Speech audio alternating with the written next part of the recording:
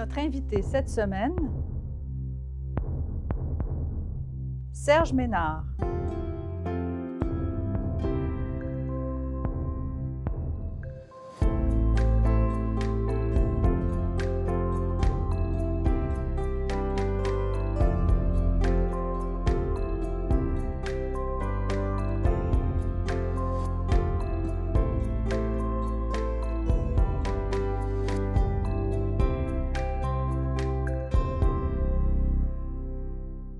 Serge Ménard, bonjour.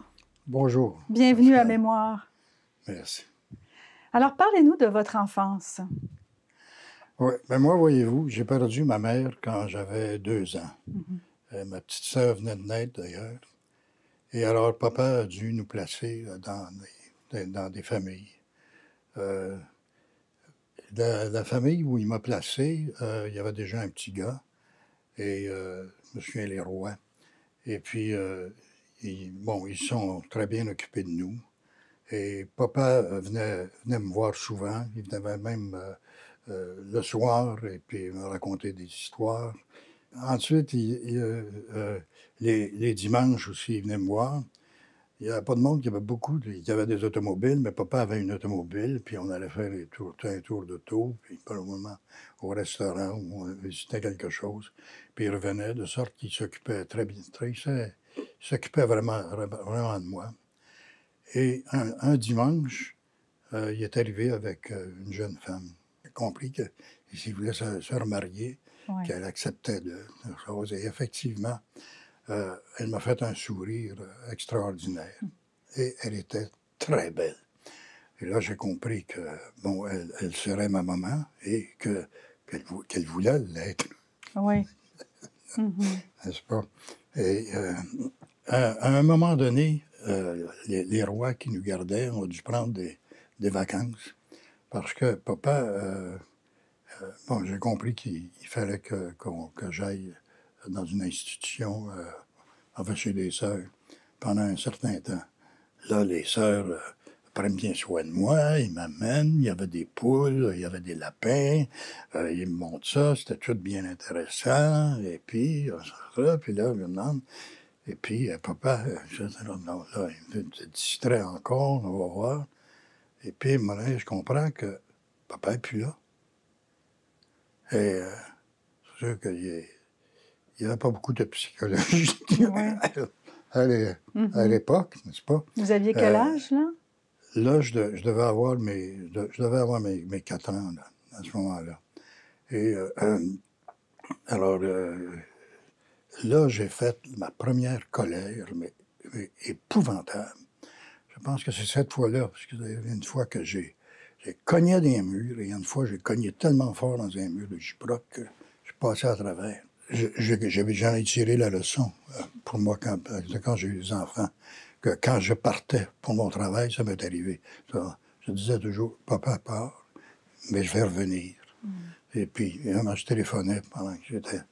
Mais là, en tout cas, les sœurs lui ont probablement dit, on va s'en occuper, là, bon. Puis là, ben, j'attendais le mariage, avec évidemment beaucoup de plaisir. De plaisir. Pour moi, le mariage de papa, ça voulait dire que c'était officiel. Ouais. Et on m'avait dit qu'ils iraient en voyage, par exemple, ils appellent ça le voyage de noces. Ben oui. C'était bien. Mais qu'au retour du voyage de noces, eh bien, on irait chez nous. Et puis, j'aurais, comme les autres enfants, un papa et une maman. Quand arrive le mariage, là, on me dit, non, tu ne peux pas y aller. Alors là, je fais une autre colère. Ben, vous vous exprimiez. J'ai trouvé ça vraiment épouvantable. Mais j'attendais le retour de mes parents pour le retour du voyage de noces. Puis je me souvenais évidemment de cette femme magnifique que papa m'avait présentée, puis qui serait ma maman. Mais là, au retour, j'apprends que leur voyage de noces, que ben, coudonc, j'étais allé commencer l'école tout de suite. En fait, les sœurs avaient dit à papa, Écoute, il a déjà commencé à lire et à écrire pendant pendant le mois que j'avais passé. On pourrait le prendre, même s'il était un peu jeune. Je crois que je n'avais pas encore 5 ans. Donc, contrairement à ce que je pensais, je n'allais pas à la maison. J'étais pensionnaire. Et alors, j'ai commencé à vivre en institution. Évidemment, j'étais toujours le plus jeune et le plus petit, mais tranquillement, je me suis habitué. Oui. Et pour moi, c'était la vie en institution. Et je me suis quand même très bien adapté. Et je me souviens, je voulais toujours être le chef. Pas au début, là, mais surtout rendu au collège. Là. Donc, on revient, là, vous êtes au secondaire. Ensuite, bon. toujours dans la même école? Jusqu'au secondaire, oui. OK. C'était au Val-Marie, ça s'appelait à l'époque. C'était dans quelle région? C'était à Chambly. OK. Et c'était des sœurs françaises. Et de sorte, leur niveau d'éducation était très élevé.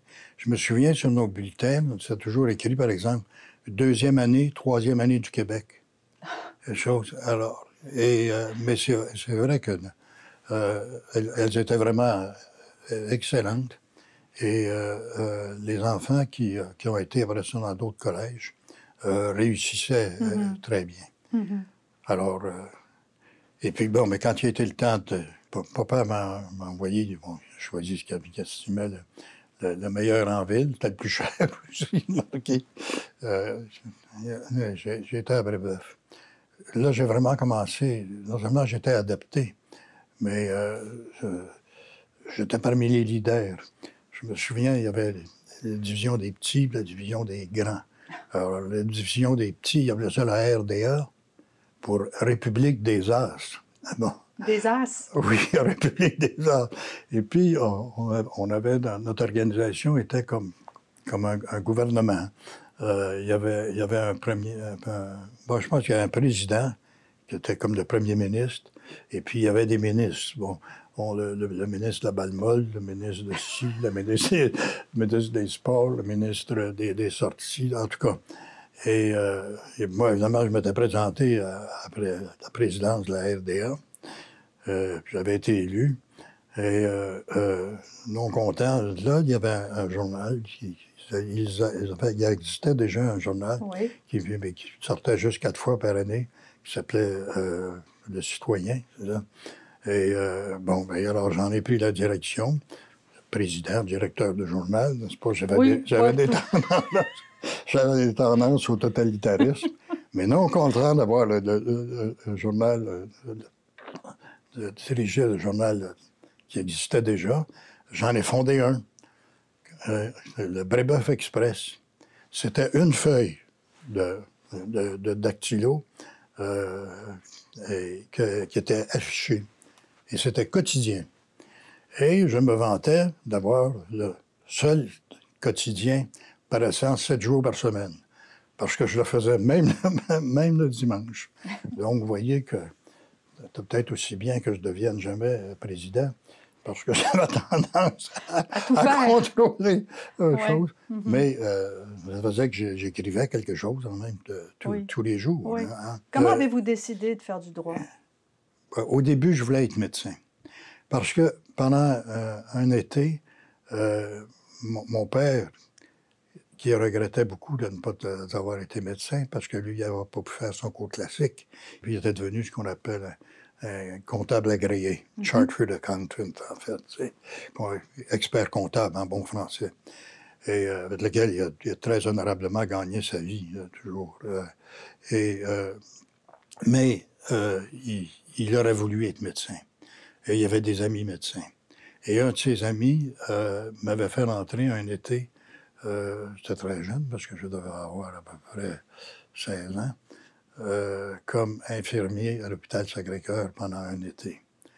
Infirmier, il faut comprendre que c'était moins qu'une garde-malade. À l'époque, on ne parlait pas d'infirmier, infirmière, on lisait ça dans les livres. Mais en fait, on ne parlait pas d'infirmière, on parlait de garde-malade.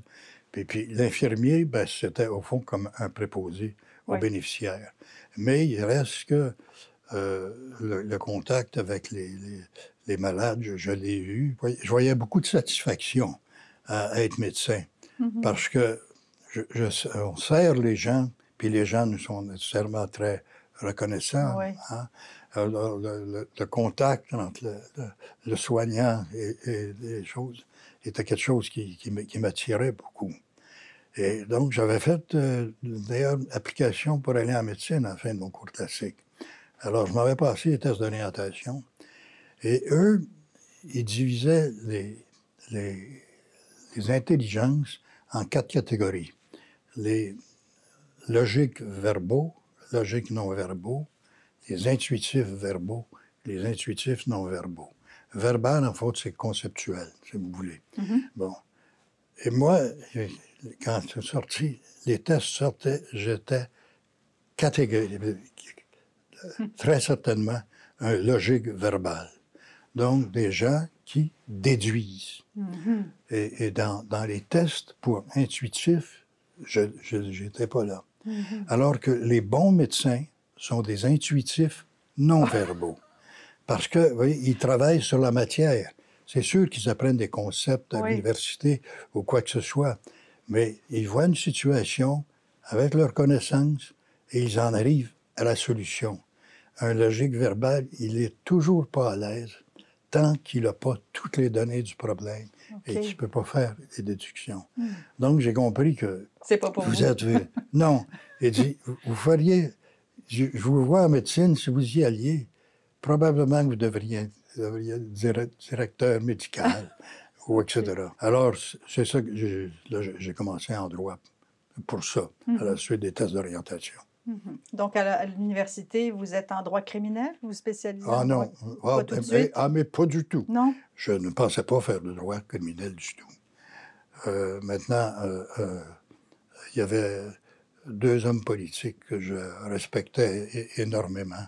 C'était Paul Générajoie et René Lévesque. René Lévesque, pour la même raison que tout le monde. C'est facile. C'est-à-dire, et Paul Générajoie, qui était un intellectuel absolument remarquable et qui avait entrepris la réforme de l'éducation. Et il y avait à ce moment-là, on commençait à pouvoir rentrer dans la fonction publique. Oui. Et il fallait passer un examen, mais en fait, c'était un examen oral. C'était une rencontre. Et au cours, je me souviens de cette rencontre, il y avait là Jacques Ducrot. Jacques Ducrot qui était... est-ce qu'il était ministre à ce moment-là? Il était au moins sous-ministre, mais en tout cas, qui avait décidé, lui, de bâtir la couronne permanente. Et c'est comme ça que je suis rentré comme procureur de la couronne. On était 4 d'ailleurs, je n'étais pas le seul. Hein. Mhm. On est rentré 4 jeunes en sortant de l'université à la couronne. Alors là, je commence à plaider. Mais là, dès que je suis rentré en cours, et puis que j'ai commencé à plaider, alors là, j'ai vu, oh mon Dieu, que je suis tout à fait pour ça. Ah oui. Ah, ça me convenait à la perfection. Et j'étais heureux là-dedans et je sentais que j'étais très, très efficace et que je pouvais avoir une ouverture d'esprit sur un phénomène dont je ne m'étais jamais occupé auparavant. Le problème de la criminalité, ben, c'est un problème de la police, etc. J'avais toujours vécu dans des milieux où il n'y avait pas de criminalité. Je ne sais pas, au collège, au couvent, on était protégés de la criminalité. Oui. On entendait, il y avait bien des valeurs. Je n'ai jamais été en contact avec la criminalité. Mais là, je me suis mis quand même à réfléchir, à lire sur la criminalité aussi. Et puis, et de sorte que j'ai commencé, j'étais très bon pour gagner le procès. Et quand on arrivait sur sentence, là, tout de suite, il m'a demandé, mais quelle sentence on doit donner à des gens qui... Et très rapidement, j'ai pensé qu'une sentence doit être réparative. Mhm. Elle doit changer la vie Oui. de quelqu'un. De sorte que je, euh, moi, en tout cas, au départ, je pensais toujours à une sentence suspendue. Je trouvais ça tellement intelligent, type, qu'au départ, c'était ça que je pensais. Mhm. Et on m'aimait bien. Les pétitionnaires m'aimaient bien comme procureur, etc. Mais ils trouvaient que, franchement, ces sentences, ils m'aimaient moins, je veux Ouais. dire. Mhm. Mais de toute façon, c'est pas la seule chose qui me fait quitter la couronne. C'est plutôt mon orgueil, il faut bien dire, honnêtement. Mon désir d'indépendance, Ouais. et etc. Et là, je me suis senti capable d'ouvrir mon bureau Mhm. et de faire D'être autonome. d'être autonome. Et ce qui m'attirait le plus, c'est d'être indépendant. Ben, De- excusez-moi, oui, vous parlez d'indépendance. Ça me fait penser aussi que finalement, vous militez aussi à ce moment-là. oui, ah oui, je militais. J'étais dans les. J'ai été. Moi, j'ai été membre du RIN. J'ai été à la fondation du mouvement de souveraineté association de René Lévesque. En fait, j'ai suivi René Lévesque. D'accord. Je veux dire, honnêtement, j'avais énormément de respect pour cet homme-là. Et j'étais entièrement d'accord avec le projet Souveraineté Association. Bon, vous voyez bien qu'avec l'enfance que j'ai eue, ça risquait d'avoir des problèmes. Je les ai sentis. Euh, euh, et j'ai lu sur la psychologie. Euh, et j'en suis arrivé à la conclusion que je devrais tenter la psychanalyse. Mais je constatais bien d'abord dans mes relations avec les femmes que quand ça commençait à aller bien, je faisais quelque chose, puis c'était pas vraiment voulu qu'il faisait que je cassais ou Mhm. qu'elle cassait, puis Mhm. etc. Alors, je voyais bien qu'il y avait quelque chose en moi Qui revenait qui souvent. revenait souvent et qui m'empêchait de réaliser, au fond, le deuxième grand objectif que j'avais de ma vie, qui était d'avoir des enfants qui seraient aimés, n'est-ce pas? Et puis, où Oui. le père serait présent, pour, etc. Et donc, donc, je voyais bien qu'il y avait quelque chose qui ne marchait pas en moi. Et je voyais que la psychanalyse pourrait me permettre. Vous aviez Et, quel âge, là? oh mon Dieu, quand j'ai commencé ma psychanalyse, j'étais dans la trentaine. Mhm. Euh, bon, D'accord. j'ai commencé à gagner assez d'argent pour la payer parce que je l'ai payé, hein. Et puis, quand j'ai vu le docteur Saint-Laurent, il m'a dit que mes moyens de défense étaient tellement bâtis Mhm. qu'il fallait que j'aie 5 séances par semaine. Alors, j'ai fait donc 3 ans de psychanalyse, 5 séances par semaine. Ma psychanalyse s'est terminée comme un conte de fées, par un mariage. Et j'ai eu des enfants Oui. que j'ai rendus heureux, d'ailleurs, Mhm. et Mhm. qui sont aujourd'hui des parents, d'ailleurs, euh, vraiment heureux et efficaces, autant Mhm. que Mhm. des parents peuvent être. D'ailleurs, vous dites que vous avez attendu que vos enfants soient assez grands pour vous lancer en politique. Oui. Parce que vous avez attendu, quoi, la cinquantaine pour vous Oh, présenter? c'est si vieux que ça? Je pense que oui, hein. Oui, parce que je, je, je comprenais que le rôle du père est aussi important que le rôle de la mère. Et la présence du père est important. Et je trouve qu'avec la politique, je serais trop absent du foyer. Euh, j'ai tenté une expérience avant. J'ai dit, tiens, au moins m'essayer. Bon, parce que j'avais toujours la chose d'occuper un poste important, ou etc., Oui. Vous étiez ou de ambitieux. m'occuper. Oui, j'étais ambitieux, puis ambitieux comme, comme les jésuites de la Vérité, Mhm. ambitieux euh, pour l'avenir de l'humanité. Oui.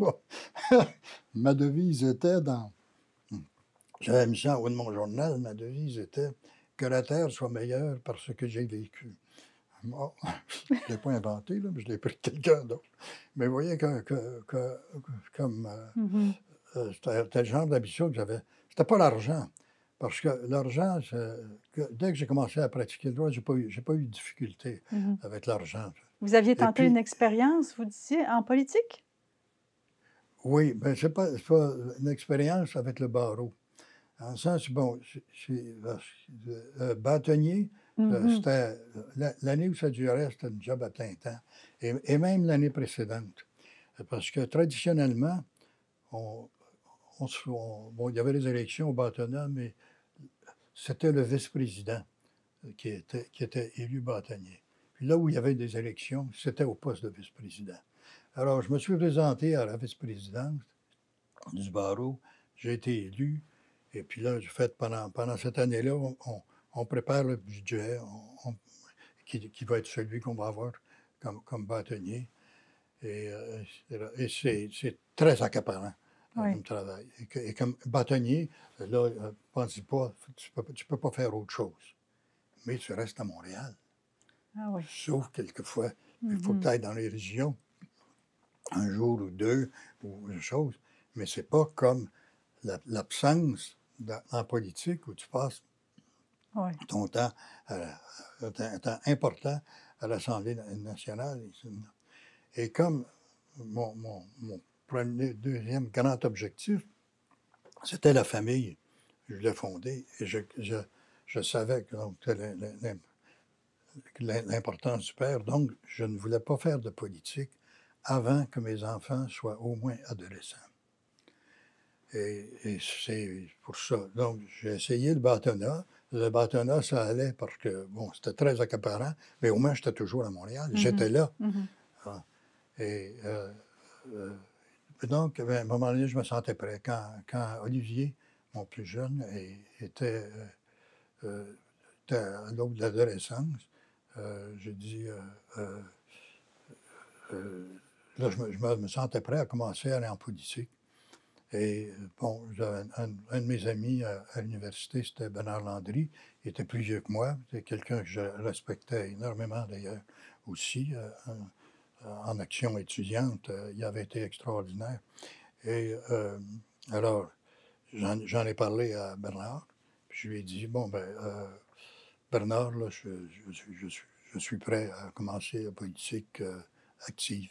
Et là, effectivement, bon, Parizeau était bien heureux de m'avoir. Oui, Et parce qu'on a oublié d'en parler, mais vous étiez déjà un avocat vedette, là. Vous aviez des ah, affaires ah, ah, importantes qui s'étaient déroulées dans votre vie. Vous étiez ah, connu, notamment ah, l'affaire Cossette-Trudel. Souvent, ce sont les partis qui vont chercher les candidats. Vous, c'est le contraire que vous avez fait. Vous avez vraiment voulu vous présenter quand vous étiez prêt. oui, Et en 1993, vous vous présentez dans une partielle à Laval-des-Rapides, oui. c'est ça?